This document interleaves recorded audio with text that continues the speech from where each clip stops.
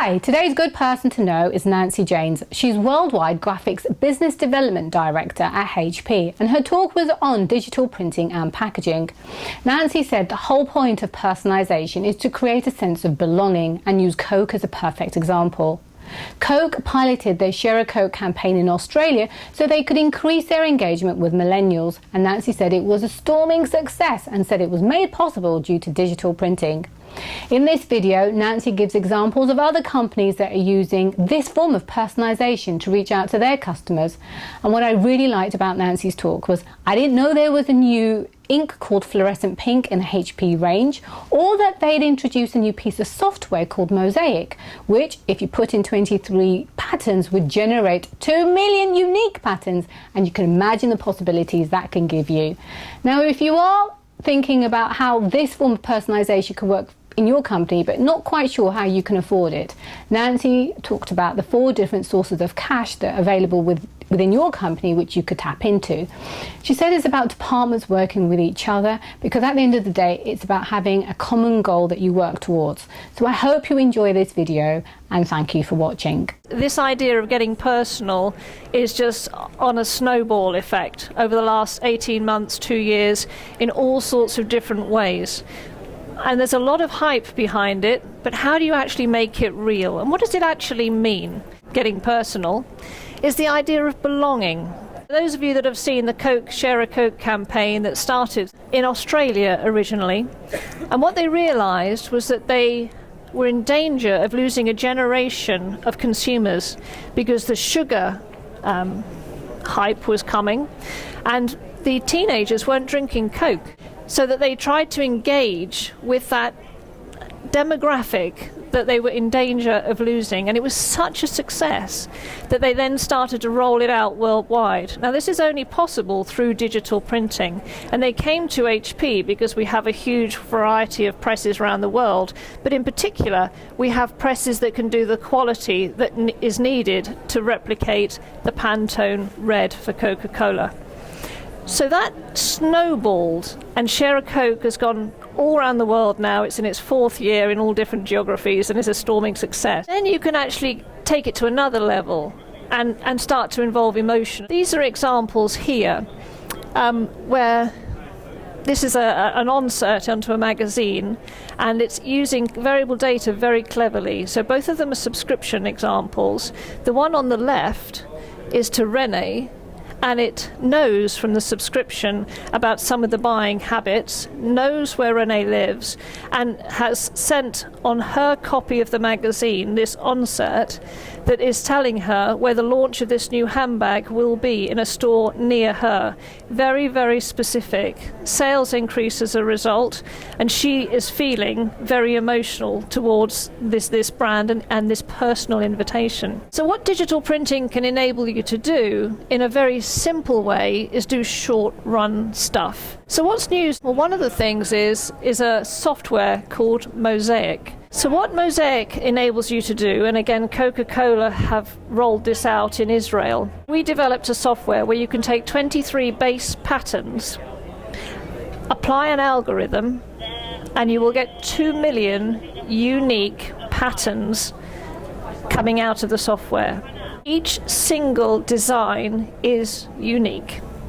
Each single design has a unique code on it. And Coke said, well, that's very interesting, so what can we do with that code? They enabled the consumers to say, here's your code, it's on the bottle, go online, and that pattern, so any one of these patterns, is unique to you. So you can go online and you can order the matching bag, the matching t-shirt, the matching iPhone cover. What they're doing is creating this emotional link with the brand. Bud Light, they launched this summer in the States, and they got designers to design the base designs. Again, I think there was about 50 for this one, and then they were put through the software and every can came out unique. Bud allowed their logo, the Bud name, to either be vertical or horizontal. So again, a lot of flexibility here, whereas brands sometimes are very precious about certain things. Actually, you can start to become quite trendy and unique and enhance the brand, not devalue it.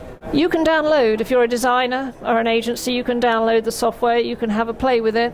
Another thing that we've launched, we've now got a fluorescent pink, which again, from a creativity point of view, is great news, because for luxury brands, you'll be able to add something that's very different to what you had before. There's different sources of cash, and if you're a printing company, typically your relationship will be with the buyer. The buyer just wants it cheaper.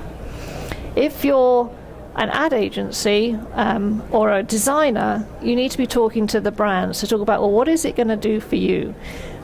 But there are different things it can do for all of these areas. So the first one is the supply chain costs. By using digital print, one of the things that people have started to understand is not only you can do it for the very short runs, but also you can test market. How do I make my product stand out from everything else? And you can see how we've evolved and how things can stand out if you start to use design and the capabilities of digital. Coca-Cola, if you look at how they've constructed this, and you go into their financial reports, one of the things that they look at is how they can afford, because procurement doesn't want their costs to go up, to do this. So what they do is they move money from advertising over, and they subsidize a campaign for a period of time. The cost of the labels and that extra advertising budget, it crosses each other out. New business opportunities.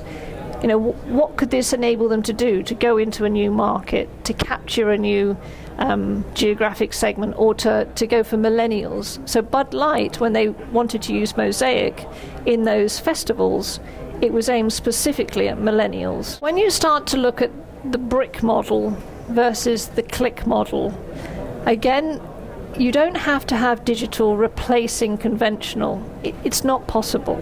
This is complementary to conventional activities. Gross margin can be enhanced when you add value to the product. And you can add value to the product by making it unique or personal or something special or something limited edition. And people will pay more for that. How do you know if they're going to pay more for it, and how do you know how much more they need to pay? You need to have a look at the leverage factor. What's the gross margin we might be able to get? And what's the cost of the print?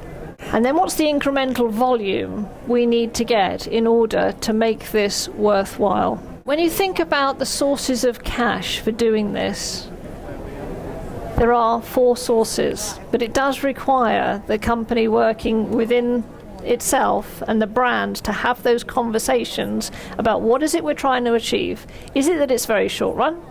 Is it that we want to get it there fast? Or do we want to do something really cool with the brand and make a social media noise, increase revenue, and so on? Whatever it is, get the story underpinned internally with how is that going to happen.